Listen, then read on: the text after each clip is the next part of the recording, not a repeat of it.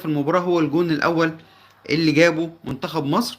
والكرة طبعا كان الكورنر رفعها زيزو، الكرة عدت من مصطفى محمد ورامي اللي كانوا مكملين في الكورنر. الكرة اتردت لتريزيجيه على حدود يعني يعتبر ايه اقول لك، عند نقطة البنالتي بس من جنب شوية. تريزيجيه واخد هو وشه للجون، واخد وضع ان هو خلاص هياخد الكرة على الطاير فيرست تايم. الكرة نزلت قدامه، حطها في يعني في الشبكة، حطها في الزاوية في المقص، على من لمسة واحدة على شمال الجون بتاع موريتانيا. وده الجون اللي فتح لنا الماتش، لانه في خلال 69 دقيقة انت بتكتف، انت ما عندكش حلول انك تقدر تخترق، انك حتى تقدر تلعب براحة. الفريق اللي قدامك بيلعب عليك ضغط عالي جدا من اول المباراة، مكتفك في الملعب، زنقك، مش قادر تتحرك بالكورة.